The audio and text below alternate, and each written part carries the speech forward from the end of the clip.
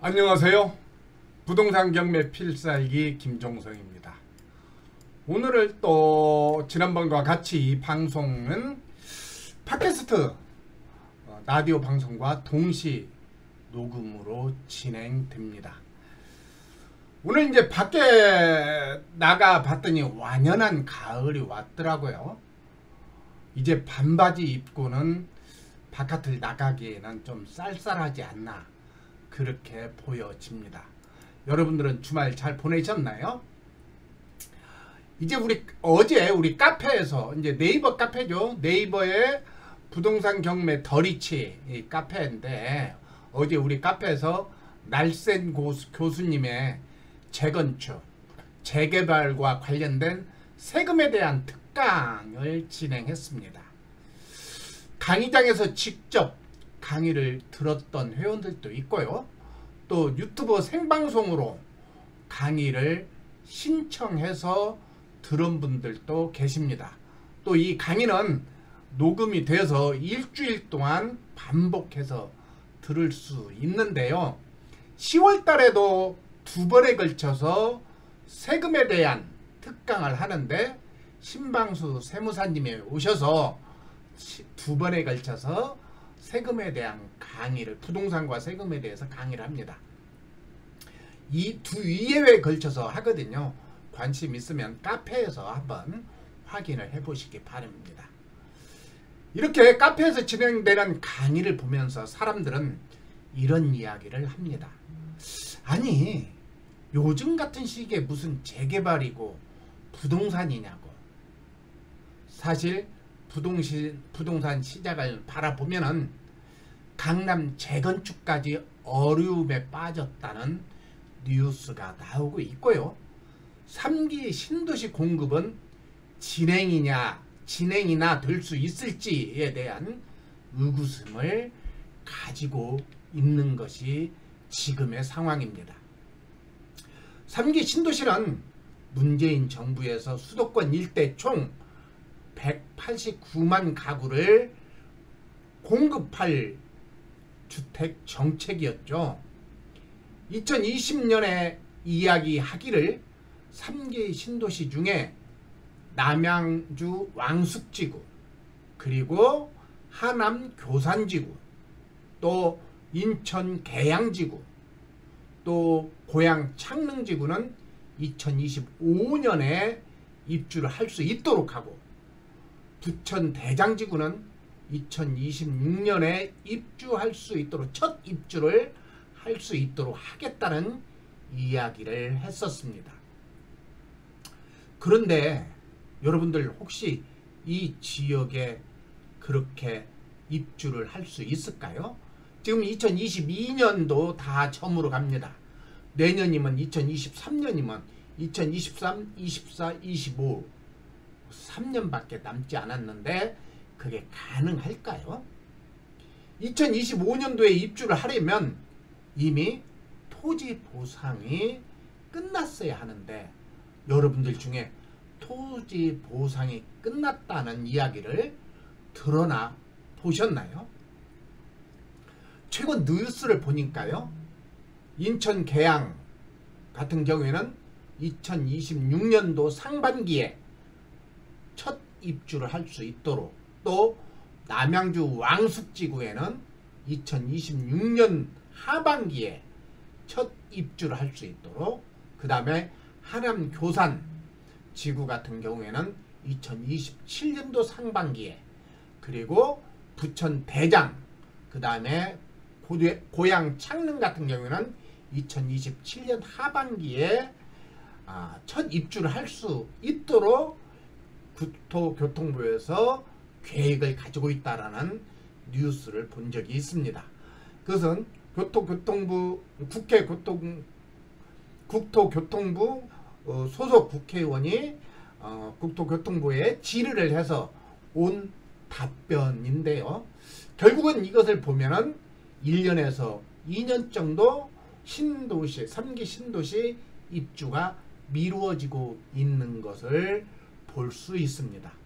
또 3기 신도시를 들어가게 하기 위해서는 가장 중요한 기반 시설은 도로 확충이 돼야 되는데요.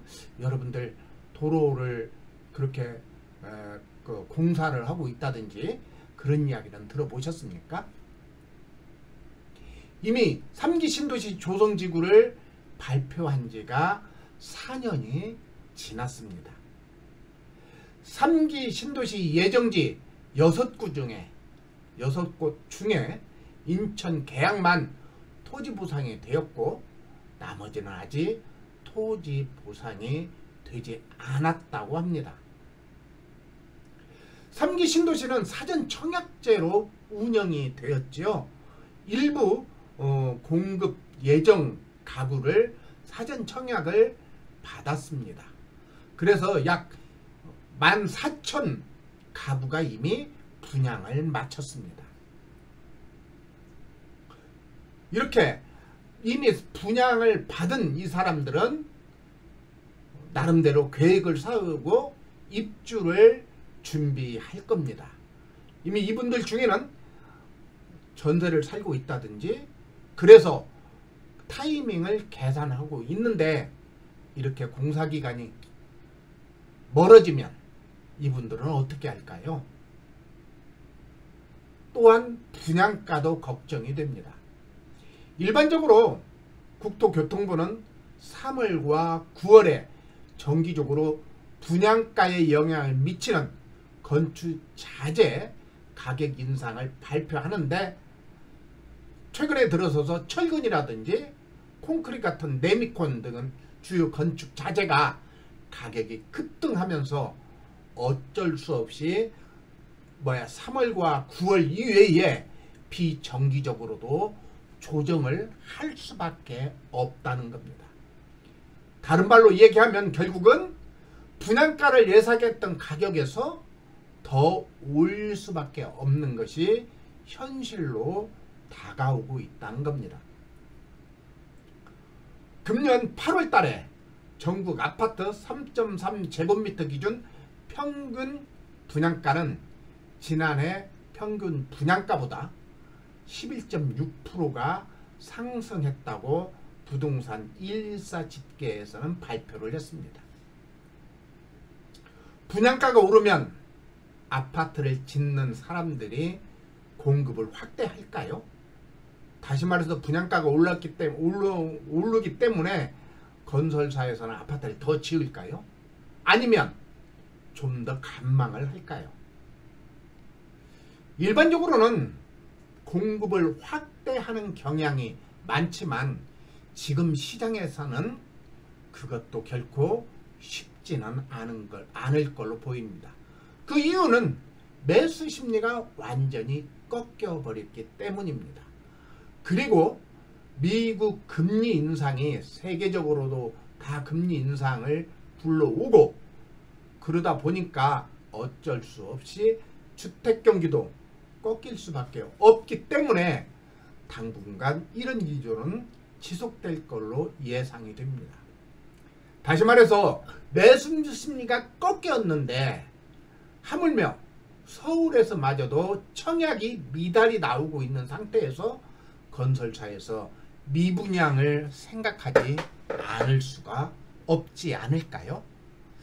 결국은 이것은 장기적으로 보면 주택 공급에 대한 적신호이고 또 서울에는 재건축해야 될 수요가 엄청나게 많은데 이것마저도 쉽지 않은 상태로 이어지다 보면 결국은 또 집값이 급등할 수 있는 기반이 차곡차곡 쌓여만 가고 있을 걸로 예상이 됩니다. 제가 전에 방송한 것 중에 3기 신도시 미분양이 날 수 있다라는 방송을 했습니다. 이 방송을 듣고 여러분들도 유튜브에서 그 내용을 한번 더 찾아서 들어보면 좋겠습니다. 그 방송에서 이야기한 기류가 당분간 부동산 시장에 지속될 수 있을 것 같습니다. 지금은 투자를 해도 한 번 더 숙고하고 또 숙고해서 투자를 해야 합니다. 최근에 경매 낙찰가를 보면 상당히 많이 내려가 있습니다. 어떻게 보면 투자자들에게는 투자를 할 수 있는 환경이 조성되고 있다고 말할 수 있습니다. 그렇다면 투자자들은 이 시기를 어떻게 보내야 될까요? 두말할 것도 없이 시장을 예의주시해서 봐야 할 겁니다. 지금 방송에 뉴스에 나오는 거 보면 송도에서 12억짜리가 6억에 거래가 됐다. 그런 뉴스가 나옵니다. 그런 금매물이라면 이렇게 가격이 떨어진다 하더라도 잡아야 됩니다. 위에서 얘기한 것처럼 공급은 지연될 수밖에 없는 분위기가 조성되기 때문입니다. 오늘은 여기까지 해보겠습니다. 카페에서는 다음 주 일요일, 그러니까 며칠이냐면요 9월 25일 부동산 경매에 관심이 있는 초보자들을 위한 새싹반이 개강됩니다.